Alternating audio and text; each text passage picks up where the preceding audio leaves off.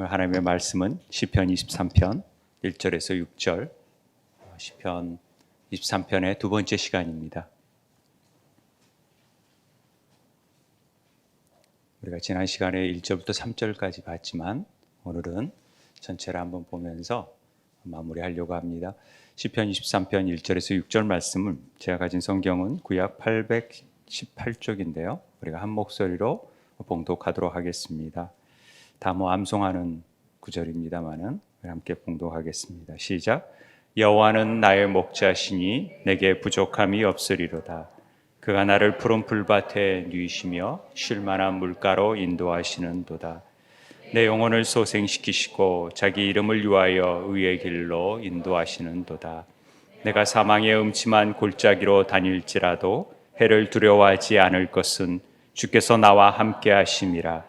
주의 지팡이와 막대기가 나를 안위하시나이다.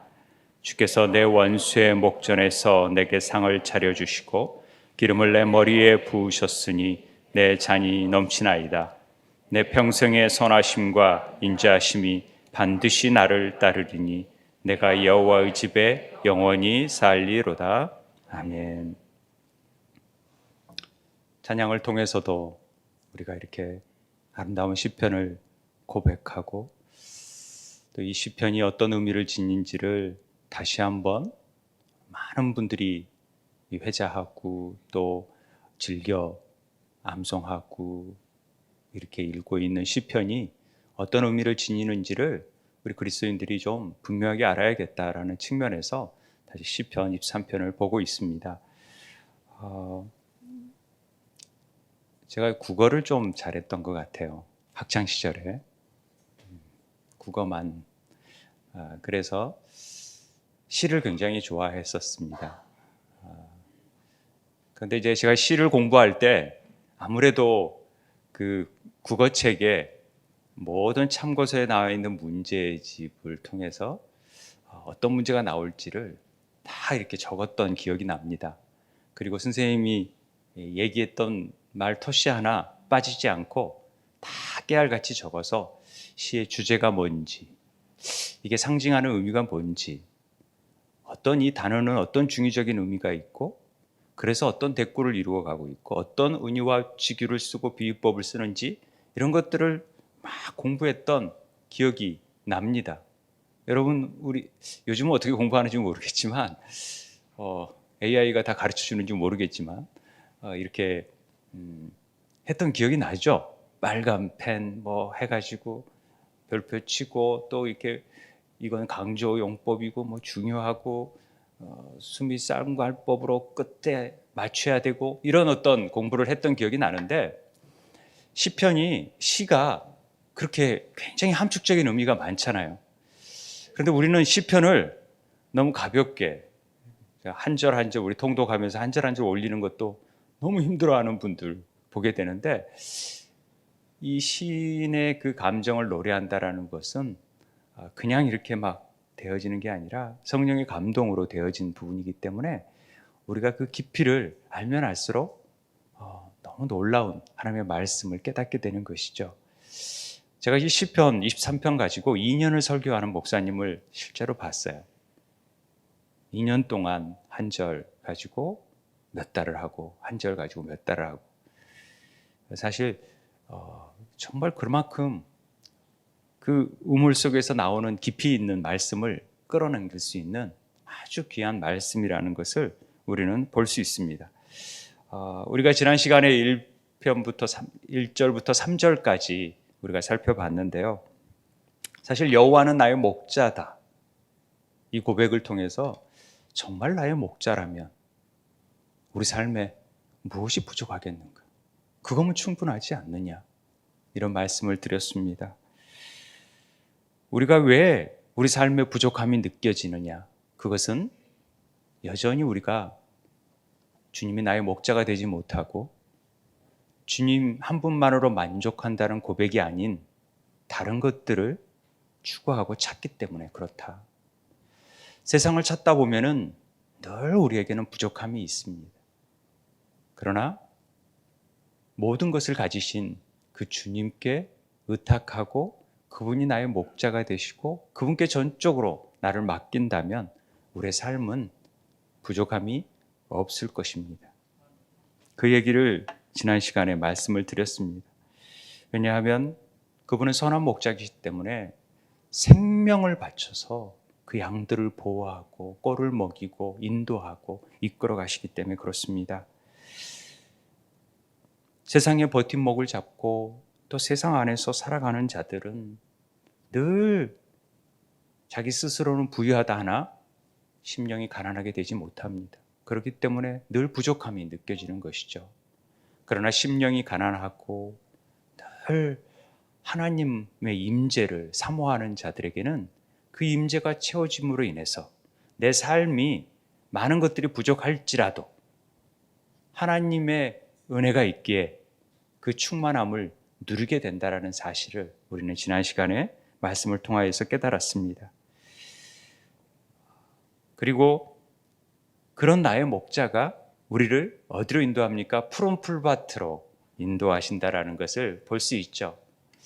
그래서 푸른 풀밭에 눕게 해주시고 편안하게 쉴 만한 물가로 인도하신다. 푸른 풀밭이 어디라고 했죠? 우리가 한번 다시 한번 점검하는 의미에서 푸른 풀밭은 우리가 생각하는 막 푸른 풀밭이라는 개념도 될 수 있지만 양의 느낌에서 그렇지만은 우리에게 적용하는 의미로서는 푸른 풀밭 자체가 그 헬라어 단어 나하라는 단어 자체가 이 한 글자 한 글자의 의미를 가지고 이 눈, 알레프, 해가 그 어떤 의미를 주느냐에 따라서 그걸 다 연결해 보면은 푸른 풀밭은 예수 그리스도를 통하여서 우리가 생명을 얻고 그 죄악에서 다 탈출해 가지고 정말로 새로운 생명을 얻은 자들이 만왕의 왕이신 모든 능하신 권력을 가지신 전능하신 하나님 앞에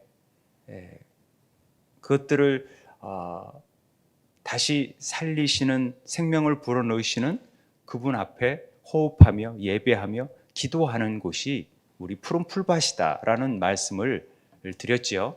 그래서 우리는 우리 삶 가운데 어떤 어려운 환경이 있어도 그곳이 예배하는 장소고 하나님과 호흡하는 장소라면 그곳이 바로 푸른 풀밭이 될 수 있다는 얘기를 지난 시간에 드렸던 기억이 납니다. 그리고 쉴 만한 물가는 제가 이제 시간이 없어서 사실은 놓쳤던 부분인데 이 메누하 마임이라는 거, 쉴 만한 물가. 이 메누하라는 말은 마노아에서 나온 말입니다. 마노아라는 말은 아시죠? 우리 카페 이름이 마노아니까 삼손의 아버지의 이름이 마노아예요. 마노아란 뜻은 노아가 여기에서 나왔어요. 위로 쉼, 안식. 그러니까 이 맴이라는 히브리어 단어가 앞에 있으면 항상 물과 연관이 있어요. 그러니까 마노아는 이 물이 아주 편안하게 있는 상태, 이걸 얘기합니다. 마임이라는 것도 맴의 물의 동적이 명사형이잖아요. 마임이라는 기업도 있는데 이렇게 해서 마노아 마임은 쉴 만한 물가는 전혀 막 흐르거나 흔들림이 막 소용돌이 치거나 그런 게 없이 잔잔하게 고여 있는 물에서 양들이 얼마든지 물을 먹을 수 있는 그런 느낌, 그런 그림을 그려보시면 훨씬 그런 곳으로 우리를 인도하신다라는 의미는 늘 세상 풍파 속에서도 하나님의 말씀 안에서 말씀의 검이 성령의 검과 일치하듯이 생수 의미가 말씀과 연관되잖아요. 그 물은 성경에서 이 생수와 말씀하고 연관이 되니까 성령의 역사하심과 말씀이 있는 곳, 그곳은 늘 우리에게 이 잔잔한 물과 같은 편안한 안식을 허락해 줄 수 있는 곳이 된다. 그래서 우리 말씀 앞에 서는 것이죠. 늘 말씀을 묵상하는 것이고 어려움이 있을수록 시간이 없을수록 더 말씀 앞에 서야 하는 이유라는 얘기를 말씀을 드렸습니다. 그래서 23편 3절에 그렇기 때문에 우리 영혼이 소생되는 것입니다. 그쪽으로 인도하셨기 때문에. 그리고 자기 이름을 위하여 의의 길로 인도하신다. 이 소생한다는 단어를 설명했죠. 슈브. 돌아온다, 회복한다 라는 의미입니다. 그러니까 탕자가 아버지 집으로 돌아오는 것은 회개요, 회복입니다. 그래서 그 영혼이 다시 살아나는 겁니다. 아버지 집으로 가니까. 우리의 목적은 다 아버지 집에 연관이 돼 있어요. 이따 나오겠지만.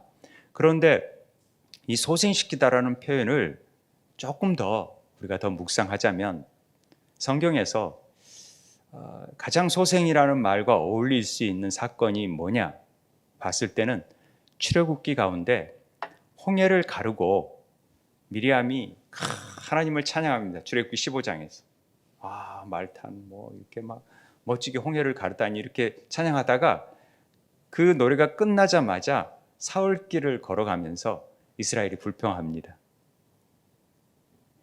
물이 없다라는 거죠.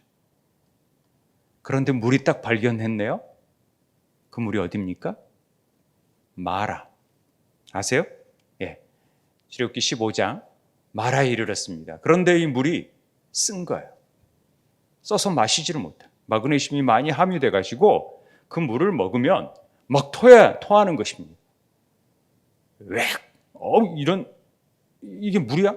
할 정도로 얼마나 갈급했는데 막 허겁지겁 물이다 하고 갔는데 먹었더니 왜? 하는 것이죠. 그래서 모세를 원망하지 않습니까? 그런데 여호와께 부르짖었더니 여호와께서 한 나무를 가리키시면서 물에 던지라. 이게 어떤 십자가의 의미라는 것들을 말씀드렸잖아요. 그래서 던지니까 물이 달게 되었다. 이 사건은요, 굉장히 중요한 의미가 있습니다. 왜 홍해를 가르고 첫 사건이 마라였는지 거기서 법도와 율례를 정하시고 시험하시는 거였었던 거죠. 그러면서 너희들이 내 말만 잘 들으면, 내 계명에 귀를 기울이고 말만 잘 들으면 애굽 사람에게 내린 모든 질병 중 하나도 내리지 아니한다. 그러면서 나오는 게 여호와 라파, 치료하시는 하나님이 나오는 것입니다. 여호와 라파라는 말이 여기서 나온다라는 것들도 주의할 필요가 있어요. 우리 인생 자체가요, 굉장히 쓴 인생입니다. 그런 표현 많이 쓰잖아요. 그래서 룻기에 나오는 나오미가 내 인생이 너무 고달프니까 나 나오미라 하지 마라. 나는 그냥 말하라 해라. 난 쓴 인생이다. 이렇게 표현하는 것입니다.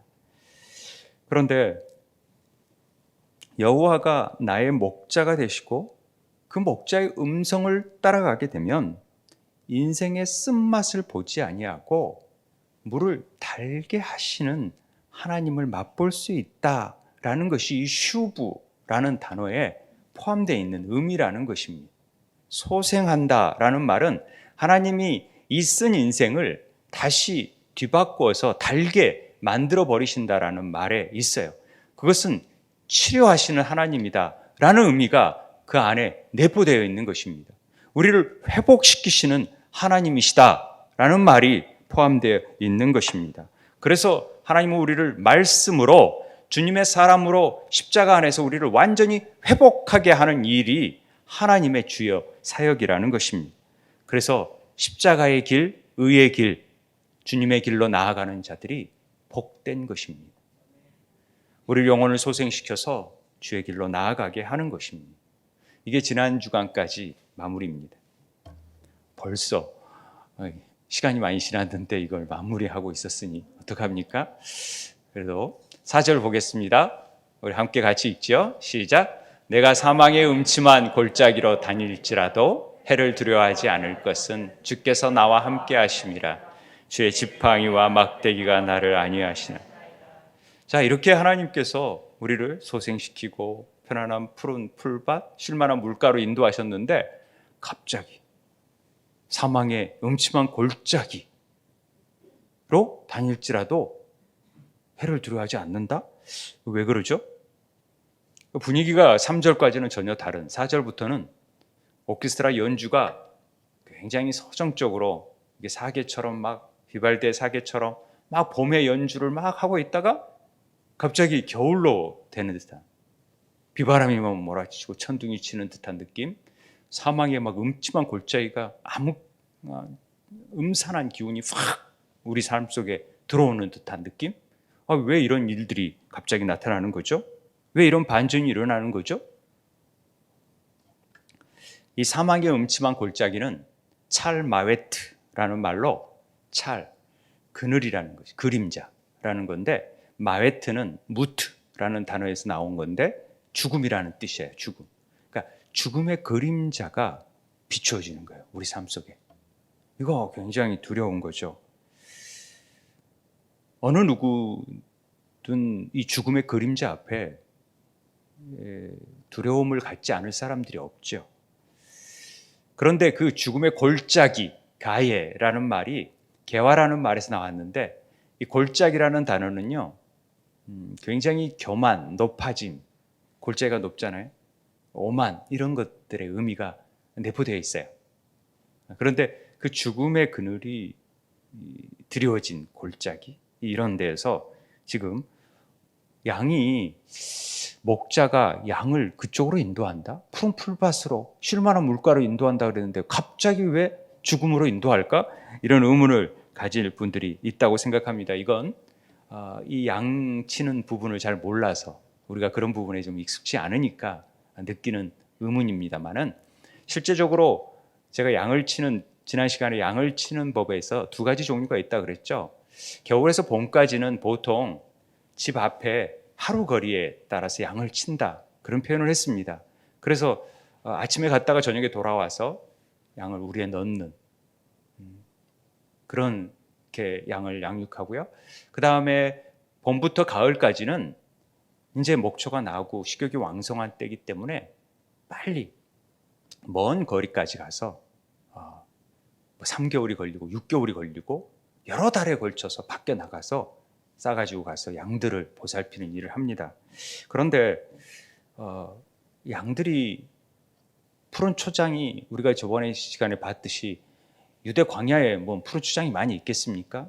근데 비가 내리면 또 초원이 있다 보면은 그런 쪽에 가서 먹고, 그러다 보면 많은 양떼들을 모는 목자들이 많이 모이다 보니까 금방 먹어버린 곳이 있으니까 또 다른 곳을 찾아야 되는 것이 목자의 추연 임무인 것입니다.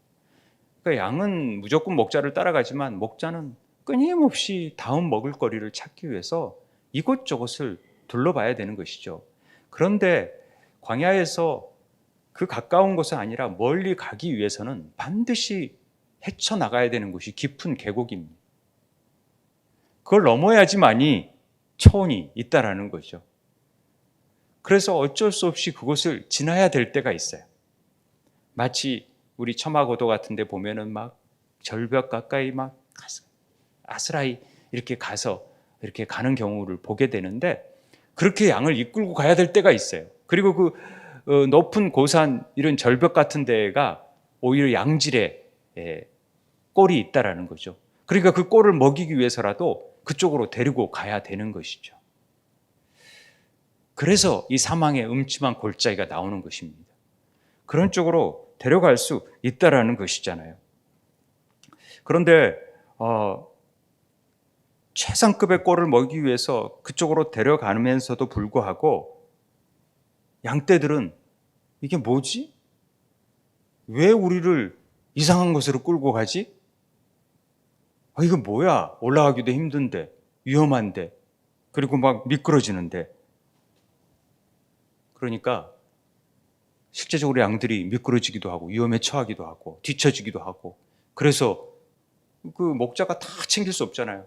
먼저 선두에 서서 막 끌고 가야 되고 따라와야 되고 막 그런 입장이니까 어디 보면은 목자는 초긴장이 되는 거죠. 사망의 죽음의 골짜기를 걸어가니까. 그러니까 막 노심초사하게 되고 온 신경이 양들에게 쏟아 있다라는 거죠. 그러니까 양들도 사실은 자칫 잘못하면 미끄러지니까 그 앞에 있는 양들을 따라가기 위해서 더 밀접하고 더 목자의 음성에 귀를 기울이는 게 당연한 일이죠. 그런데 그렇지 않고 자기 혼자 스스로 나는 저기 별로 없는 것 같으니까 스스로 가겠다 하고 자기 스스로 가는 것들은 오만이고 교만이, 그런 일을 행하는 사람들이 간혹 있어요.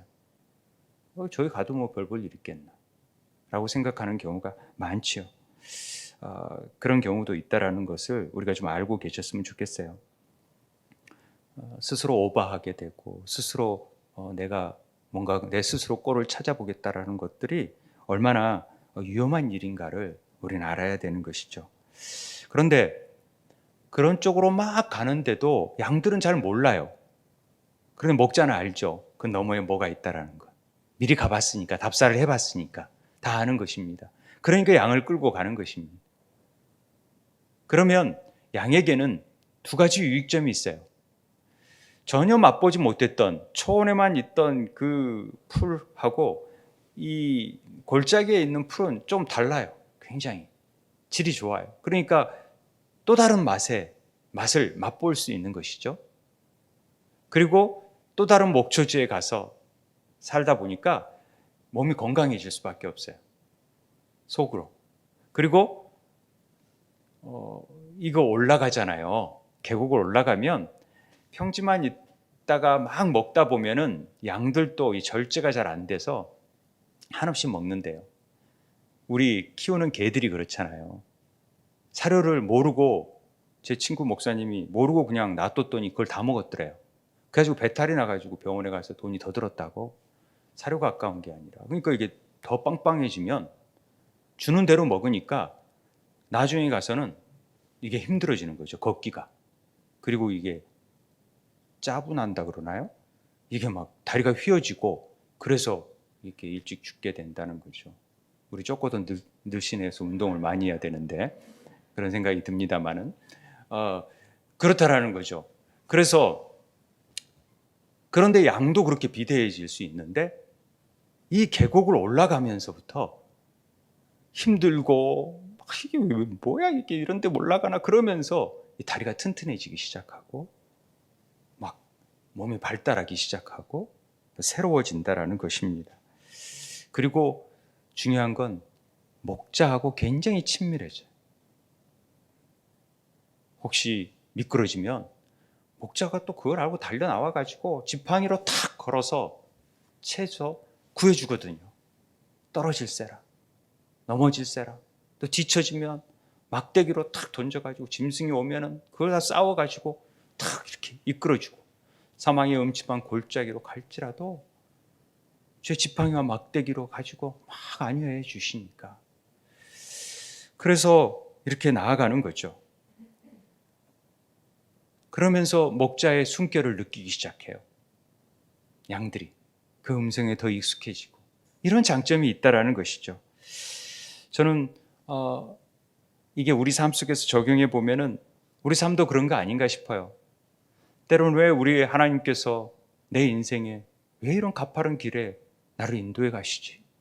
다른 사람은 또 잘도 저렇게 넘겨가는데 이 코로나와 같은 사태 같은 걸 잘 넘겨가는데 왜 나만 이런 어려움 속에서 고통당하는지, 왜 나만 이렇게 처지는지 늘 죽음의 골짜기를 가는 것 같은 깊은 한숨과 두려움과 아픔 속에서 행할 때가 참 많이 있다는 것입니다. 그런데 자세히 보면요, 그때가 하나님과 더 친밀해질 수 있는 관계고, 지금은 내가 뒤처지고 구렁이에 빠지고 계곡으로 미끄러지는 상황일지 모르겠지만 우리 주님이 그걸 지켜보고 계시고 빨리 가서 도와주려고 하는 기회인지도 모른다라는 것이죠. 분명하게 하나님께서는 우리를 구원해 주시는 목자이시기 때문에 우리 삶에 그런 계획을 가지고 계시고 이끌어 가십니다.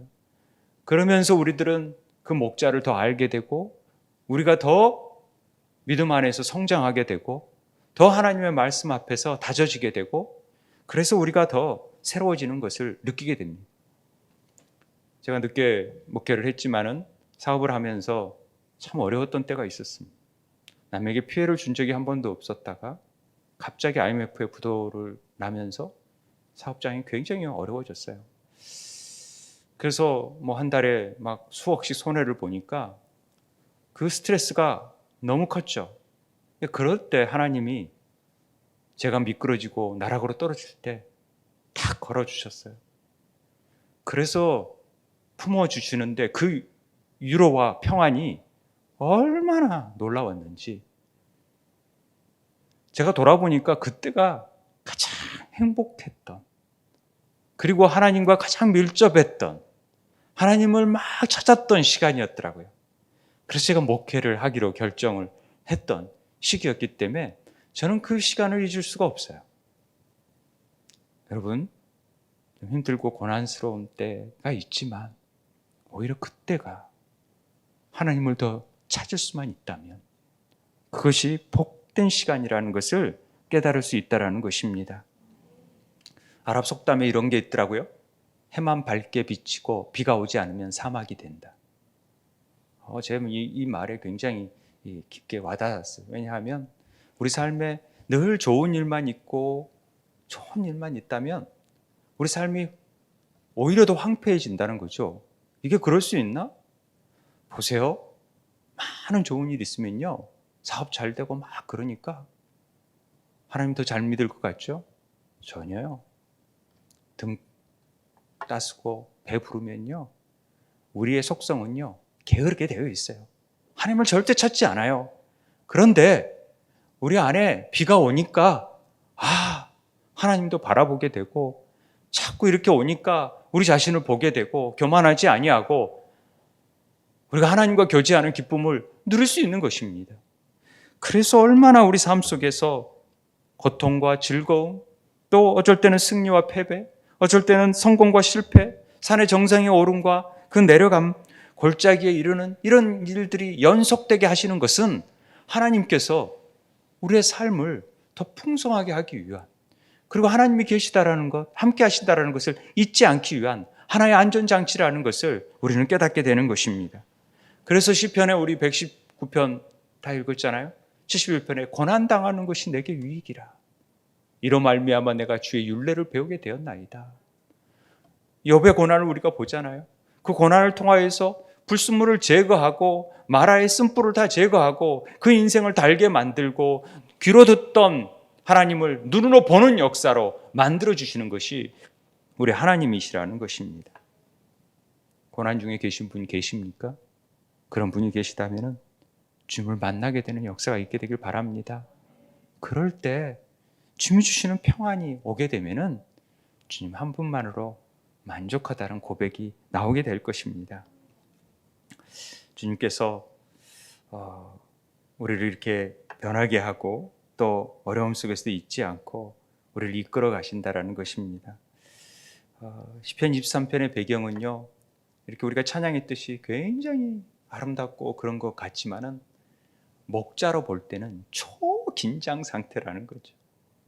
양은 편안하지만 목자는 언제 꼴이 떨어질지, 언제 푸른 풀밭을 찾아야 될지 쉼없이 다니시고 계시고 쉼없이 돌아보고 계시고 사망의 음침한 골짜기 혹시 짐승이 올지 어쩔지 원수가 어떻게 될지 이걸 초긴장 상태에서 보면서 우리를 편안히 이끌어 가시는 삶이라. 저는 이게 전체 우리의 삶 같아요. 우리가 이렇게 은혜롭게 살아가지만 쉼없이 천군 천사들이 부지런히 우리 삶 속에서 하나님의 사랑을 이루어갈 수 있도록 안전장치를 베풀어 주시는 것 같아요. 그런 은혜를 누리는 역사가 있게 되길 바랍니다. 양의 입장에서 보면은 왜 이렇게 나를 이렇게 힘들게 이 골짜기로 끌고 가는지 잘 모른다라는 것이죠. 그런데 왜냐하면은 늘 해가 있다라는 거예요. 해가. 여전히 우리가 그런 어려움에 처할 때 반드시 나타나는 것은 위험입니다. 위험의 요소들이 해입니다. 해가 뭐냐면 악이죠. 악. 라. 우리가 지난주에 테트라는 글자를 배웠지만 테트 안에 토부가 있고 악이 있습니다. 선악이. 이 라라는 말은 라에서 유래한 건데요. 로아, 다 라하. 이 단어를 보세요. 레시와 이 단어가 많이 본 단어지 않아요? 이걸 발음만 다르게 해버리면 어떻게 되냐면 로이로 바뀌어져요. 그러니까 목자와 이 악을 상징하는 사단은 늘 비슷하게 보여져요. 잘 구별을 해야 됩니다. 다른 걸 쫓아가면 안 돼요. 먹이는 사람이 있는가 하면은 우리를 시험에 들게 하는 사람이 있어요. 그러니까 그 분별을 잘 해야 됩니다. 그런데 그런 사단의 일들을 두려워하지 않은 것은 왜냐하면 주님이 우리와 함께 하심이래요. 주님이 함께 하시니까 우리는 절대 두려워하지 않죠. 이걸 느낀다면은 어떠한 환경 가운데서 우리는 푸른 풀밭이고 쉴만한 물가로 인도하시는 하나님의 손길을 경험하게 되는 것입니다. 그리고 늘 주의 지팡이와 막대기가 우리를 안위하십니다. 믿으세요? 이 지팡이와 막대기가 뭐냐? 제가 이렇게 찾아보니까 지팡이, 막대기 다 똑같은 거 아니에요? 근데 용도가 좀 다르더라고요.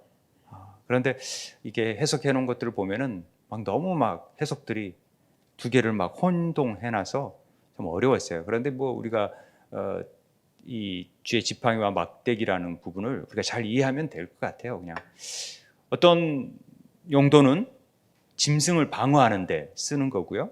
어떤 용도는 뭔가 가르치고 책망하고 이렇게 잘 돌보고 인도하고 또 구출하는 데도 쓸 때가 있고 그러겠죠. 그래서 이게 혼동이 돼서 류모세 선교사님의 책이나 열린다 성경이라는 책을 보고 제가 많은 것들을 봐도 이게 혼동스러워서 제가 좀 어려움이 있었는데, 헬라 그냥 원어 그대로 셰페트라는 말이 지팡이인데 이게 남성 명사더라고요. 그 남성 명사에서 착안을 해서 보니까 좀 규모가 크고 큰 짐승을 물리치고 공격용 무기라고 생각하는 게 그냥 저는 셰페트라고 생각을 했고요. 막대기도 미슈에나인데 그냥 막대기고 지팡이라고도 하니까 지팡이로도 쓸 수 있죠. 근데 여성 명사예요. 이건 좀 인도하고 지시하고 가르치는 역할을 하는 게 막대기라고 저는 미슈에나라고 생각을 하고 셰페트라고 분류를 해봤습니다. 이것들은 다 위험으로부터 보호해주고 우리를 지키시는 목자가 들려지는 쌍칼처럼 들고 다니는 늘 두 개를 하나는 차고 하나는 이렇게 다니는 겁니다. 그런데 목자는 그렇지만 주님이 이게 주의 지팡이와 막대기잖아요. 여러분 주의 지팡이와 막대기를 보셨어요? 주님이 그런 지팡이하고 막대기를 쥐고 계십니까? 아니라는 거죠. 때로는 그 지팡이가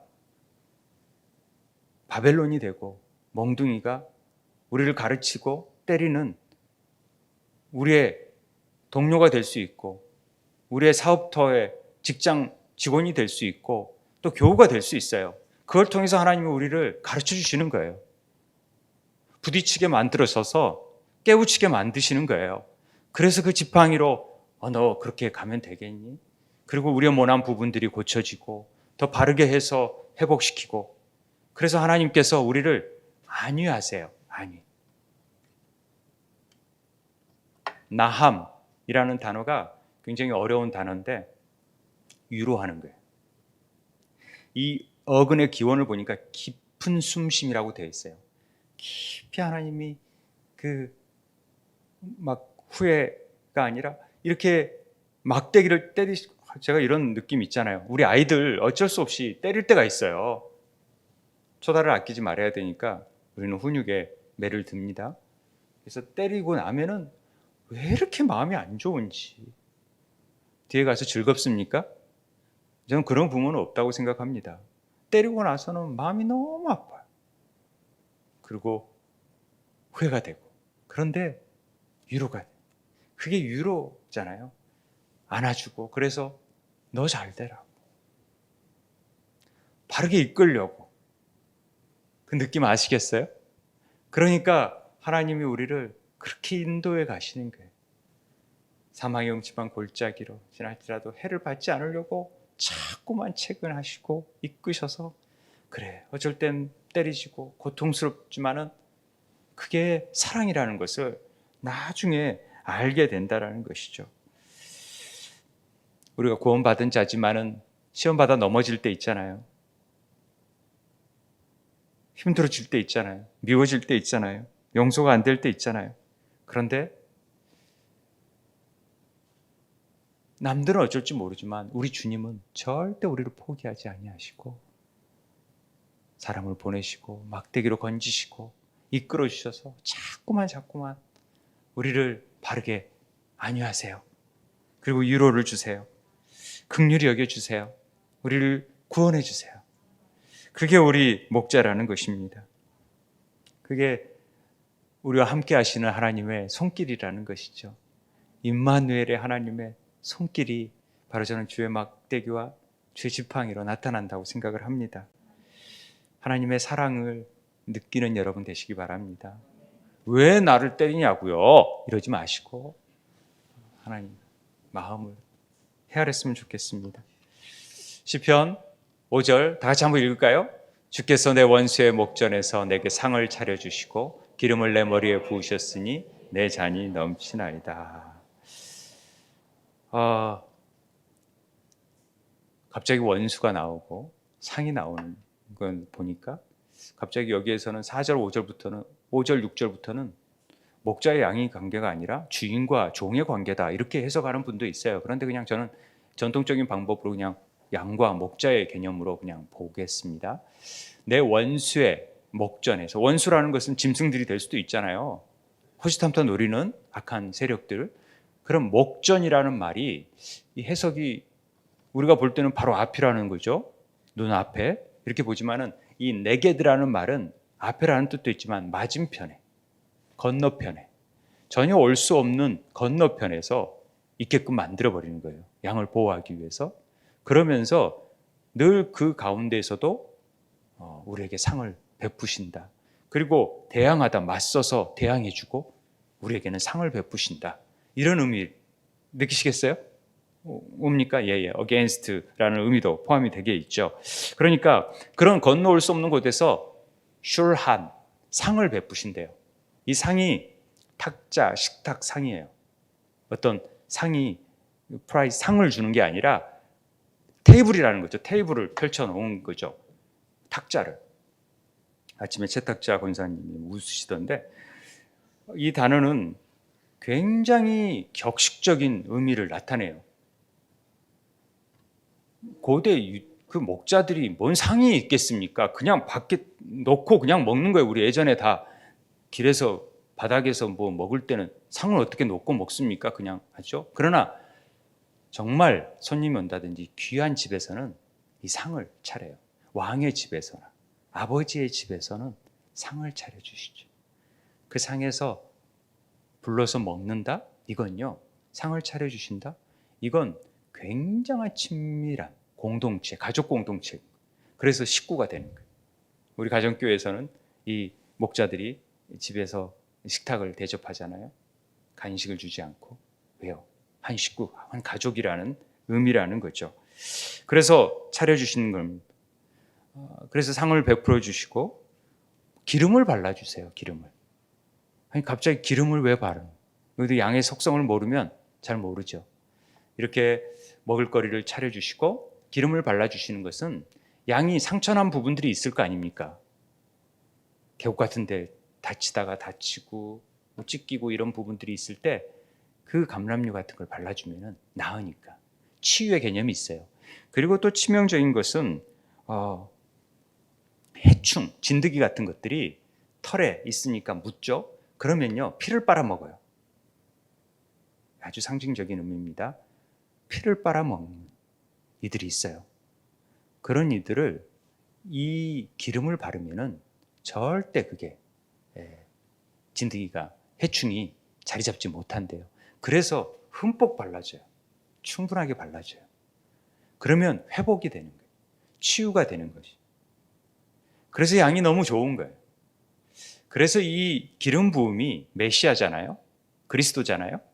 그래서 왜 왕에게, 제사장에게 이런 기름 부음을 하냐면은 내가 너를 완전히 회복시켰고 새롭게 했다. 그럼으로써 내가 특별한 일을 부여한다. 라는 의미로 발전하기 시작합니다. 그래서 기름을 바르는 거예요. 그래서 그 양은 내가 이제 특별한 내 소유고 내 것이 됐고 내가 더 보호하고 너는 더 이런 사명을 해야 돼. 라는 개념으로 목자가 지금 기름을 바른다라는 것입니다. 그래서 우리는 왕 같은 제사장으로서 성령의 기름 부음을 받은 자가 되어지는 것이고 특별한 사명을 받고 그 기름 부음을 다른 곳에 넘치게 해야 될 책임이 있다라는 것입니다. 그래서 이 기름 부음이 있으면 내 잔이 넘치게 되는 거예요. 내 잔이 넘치나이다. 부으시니까. 근데 우리가 잔인가요? 아니죠. 그러면 뭐 양들이 한 건배 하는 겁니까? 잔이 넘치게? 이 의미도 이 양의 의미를 알면은 훨씬 이해하기가 쉬워요. 양들이 푸른 풀밭에 쉴 만한 물가가 없는 곳이 있어요. 굉장히 머니까 며칠을 걸어도 물을 발견하지 못할 때 우물을 발견할 때가 있어요. 우물을. 그런 경우 있잖아요. 그래서 구약에 보면은 우물 가지고 전쟁이 일어나고 우물 가지고 싸움이 일어나요. 르호봇 뭐 이런 브엘세바 맹세 우물 이런 것 가지고 이삭이 우물 가지고 막 한 얘기가 나오는데 이 코스라는 말이 잔이에요. 잔. 컵. 그런데 창세기 29장에 보면은 야곱이 이 라반 에서를 피해서 외삼촌 집으로 가는데 처음 만난 곳이 우물가에서 라헬을 만나요. 기억나시죠? 창세기 29장에 보면은. 그래서 거기서 우물 안에 딱 보니까 큰 돌로 우물 어기를 덮어놨어요. 그런데 다 우물이 있는데 그 곁에 양 세 떼가 누워 있어요. 그리고 그 목자들이 양떼에게 물을 먹이고 있는 큰 우물이 있다라는 거죠. 그런데 모든 떼가 모이게 되니까 돌을 옮겨요. 그리고 물을 먹였다라는 거죠. 야곱이 와가지고. 그런데 돌을 옮겨야지만이 양을 먹일 수 있는데 이건 어떤 의미를 가지냐면은 돌이 그냥 돌이 아니에요. 보통 6에서 10명 정도가 있어야지만이 옮길 수 있는 돌이에요. 한 사람의 목자가 와서 옮길 수가 없어서 라헬이 왔는데도 돌을 옮기지 못하고 서 있는 거예요. 근데 야곱이 와가지고 세 때가 되니까 이제 모든 때가 모이니까 돌을 옮기기 시작해요. 그러니까 한 사람 목자가 왔다고 양떼들에게 다 물을 주는 게 아니라 많은 사람들이 와야 되는 거죠. 그래야 돌을 옮길 수 있게끔 만들어 놓은 게 우물이에요. 큰 우물. 양떼들에게 물을 주는 우물. 그런 우물이 있는데 자 거기에서 물을 길러가지고 그 옆에 구유가 있어요. 양떼들 구유를 물을 줄 수 있는. 그래서 깊은 곳에서 넣어가지고 퍼가지고 훅 부으는 거예요. 그러면 자기 양떼들 와가지고 막 달려들어가지고 물을 먹겠죠. 그러면 물을 먹으면 또 붓고 또 먹은 사람은 가고 그러지만은 그 순간에 막 붓다 보면은 머리에도 튀기고 몸에도 튀기고 그냥 그 목말랐던 몸들이 충분하게 적셔지는 거예요. 샤워도 하게 되고 그러면서 막 넘치게 되는 것들도 또 다른 게 오고 그러면 또 열심히 퍼가지고 이렇게 되는 광경을 좀 기억하시면 아, 내 잔이 넘치나이다 이런 의미를 알 수 있을 것 같아요. 그런데 양으로 볼 때는 아니 지금 목말라가지고 죽겠는데 왜 우리를 이상한 곳으로 끌고 가지? 물가로 끌고 가는 게 아니라 근데 따라갔어요. 그런데 우물이 있는 걸 알게 되는 거죠. 양이 뭘 알겠습니까? 감으로 안다고 치더라도 목자가 가만히 있는 거예요. 누워 있는 거예요. 왜 우리 목자는 아무것도 안 하고 저렇게 누워만 있지? 저 목자 제대로 된 목자인가? 응? 나 목말라 죽겠는데? 좀 물 좀 줘요. 맴 뭐 양이 그렇게 우는지 모르겠지만 그렇게 막 했는데도 안 주고 있어요. 속상하죠? 목자가 정말 목자 같지도 않게 정말 왜 안 주는 거야? 그런데 그냥 누워 있는 거예요. 목자는. 근데 또 다른 목자가 오고 또 다른 목자가 오니까 돌이 열려지고 퍼부어지는 거죠. 우리는 잘 모르잖아요. 하나님의 섭리를. 그런데 하나님이 부어주실 때가 있어요. 그렇게 되면은 우리 잔이 넘치게 된다라는 것이죠. 중동 지역의 잔은 운명을 상징합니다. 그래서 요셉의 우리가 잔도 요셉의 금잔 기억나세요? 이 물을 마시냐 안 마시냐에 따라서 생명이 걸려 있기 때문에 이 잔을 보통 운명이라고 생각을 했다고 합니다. 그런데 누가복음 22장에 보면은 아버지요, 아버지 뜻이 아니거든 이 잔을 내게서 옮겨 주십시오. 이런 표현을 하잖아요. 우리에게는 감당해야 될 잔들이 있어요. 근데 피하고 싶죠. 그런데 이 잔을 마시게 되면 십자가의 부끄러움을 참으시고 그 일의 뒤에 있는 영광을 바라보게 되니까 이 잔을 내 뜻이 아닌 아버지의 뜻대로 해달라고 행할 수 있는 것입니다. 우리의 잔들은. 그럴 때 이 잔이 넘치게 되는 것을 우리가 깨닫는 것입니다. 이 아버지의 사랑을 이 잔 속에 넘치게 하는 부분에서 좀 느꼈으면 좋겠습니다. 마지막입니다. 6절 내 평생의 선하심과 인자하심이 반드시 나를 따르리니 내가 여호와의 집에 영원히 살리로라. 저는 개인적으로 1절과 6절을 참 좋아합니다. 제가 6절의 말씀은 저희 아버님 묘비에 새겨진 말씀입니다. 내 평생의 선하심과 인자하심이 반드시 나를 따르리니. 제가 제일 좋아하는 말들이 이 선하심과 인자하심, 토부, 우리가 지난 수요일에 배웠던 토부, 좋은 것, 가장 좋은 선한 이 토부, 선하심과 헤세드, 우리가 많이 배웠죠. 헤세드, 자비, 긍휼, 사랑. 한국말로 설명할 말이 없어요.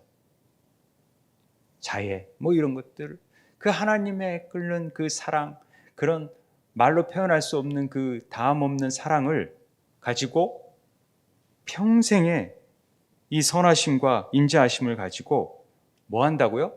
우리를 따른다. 이 라다프라는 단어를 저는 굉장히 좋아해요. 이 시편 23편에서. 이 라다프 용어만 일반적인 용어를 다 쓰다가 갑자기 군사 용어 하나가 딱 나와요. 이 말은 추격하다, 뒤따르다 이런 뜻이거든요. 그러니까 미사일이 비행기를 딱 쏘게 되면은 막 끝까지 추적하죠. 막. 저는 이 말이 굉장히 은혜가 되었어요. 하나님과 그 선하심과 헤세드 인자하심을 가지고 반드시 우리를 끝까지 추적해서 우리를 따라오신다라는 거예요. 언제? 나의 날, 욤, 내 평생, 나의 날들이 계속 되든지 날마다 하나님의 인자하심과 그 선하심이 우리를 지속적으로 추격하여 오신다라는 것을 일부러 군사적인 용어를 통해서 이 시의 전반적인 부분에 반어적으로 확 드러나게 따르리라 하는 말을 두셨다라는 것이죠. 얼마나 놀라운 하나님의 사랑인지, 이 사랑을 어느 누가 감히 어떤 것이 우리를 이 사랑에서 끊을 수 있겠습니까? 결코 그럴 수 없습니다. 하나님의 그 놀라운 사랑과 인자하심이 정녕 우리를 끝까지 반드시 따를 것이라는 이 고백이 우리 삶 속에 있어야 됩니다. 목자는 절대로 포기하는 법이 없습니다. 선한 목자는 그 사랑을 끊을 수가 없습니다. 끝까지 생명을 다할 때까지 99마리를 내려두고라도 한 명의 사람을 찾기 위해서 끝까지 찾으시는 하나님, 그 사랑이 있다라는 것을 우리가 느꼈으면 좋겠습니다. 그렇게 되면 그래서 우리는 여호와의 집에 영원히 거하게 되는 것입니다. 하나님의 구원받은 자들은 하나님과 함께 사는 아버지의 집에, 그 멋진 곳에 우리가 살게 될 것을 약속하고 있는 것입니다. 목자이신 아버지께서 우리들의 최종적인 목적이 뭐냐? 바로 아버지 집에 거하는 거다. 다윗이 끊임없이 소원으로 말했던, 문직이라도 좋사오니 아버지 집에 거하는 게 좋다라는 얘기를 하는 이유가 거기에 있는 것입니다. 제가 수요일날, 목요일날, 금요일 장례를 김미경 목사님 장례를 치르면서 이 아버지 집에 거한다라는 부분이 굉장히 가슴속에 와닿았어요. 아무리 휘황찬란하고 집값이, 강남의 집값이 수십억이 가고 오르고 있더라도 그거 남겨두고 가야 돼. 이 땅에 아무 의미가 없어요. 우리는 하늘 아버지의 집이 있기 때문에. 그래서 국회의원이셨고 보좌관이셨고, 보다도 성도의 직분이 뭡니까? 그거 하나, 집사, 라는 직분으로 하나님 앞에 서게 되는 거예요. 우리가 성도라는 것이 얼마나 존귀한 일이고 하나님께 거룩하게 구별되고 하나님 자녀된 것이 얼마나 놀라운 일인지. 왜요? 그분이 우리의 목자 되시고 우리 아버지 되시니까 우리는 그 집에 거할 자격이 있게 되는 것입니다. 창세기에 계시한 아버지의 나라이고 선하시고 온전하시고 기뻐하신 뜻을 통하여서 우리 안에 그 아버지의 집에 살게 하시고 탕자와 같은 자들이 아버지 집에 들어왔을 때 잔치를 베풀듯이 그렇게 주님과 함께하는 것이 하나님이 원하셨던 창조의 비전이고 계획이라는 사실을 오늘 시편을 통해서 다시 한번 확인하게 되는 것입니다. 저는 오늘 여호와 로이 목자 되시는 하나님을 이 시편 속에서 발견하게 되고요. 여호와 이레 우리 삶에 준비하시는 늘 꼴을 준비하시는 여호와 이레 하나님을 발견하게 되고 늘 도움이 되시는 에베네셀의 하나님을 보고요. 늘 지팡이와 막대기가 우리와 함께 하시는 임마누엘의 하나님을 발견하게 되고요. 치료하시는 여호와 라파의 하나님을 발견하게 되고요. 원수 앞에서도 승리케 하시는 여호와 니시 하나님을 발견하게 되고요. 아버지 집에 거하는 여호와 삼마의 하나님을 발견하게 되는 것입니다. 여러분 안에 여호와의 영이 성령의 기름 부음이 충만해져서 늘 주님과 함께 거하는 기쁨을 여러분 삶 속에서 누리게 되길 주의 이름으로 축원드립니다. 우리 함께 기도했으면 좋겠습니다. 하나님, 우리가 사망의 음침한 골짜기를 다닙니다. 참 공고합니다. 힘듭니다. 넘어집니다. 그럴 때 여전히 우리를 주의 지팡이와 막대기로 인도하시고 이끌어가시고 지키시고 보호하시고 선하심과 자비하심으로 우리를 끝까지 이루어서 아버지 집에 거하게 하시는 그 사랑을 오늘 다시 한번 확인하며 우리의 잔이 우리만 넘치는 게 아니라 우리 이웃들에게도 아버지의 사랑을 모르는 자들에게도 넘치게 해달라고 함께 기도하도록 하겠습니다. 아버지 하나님,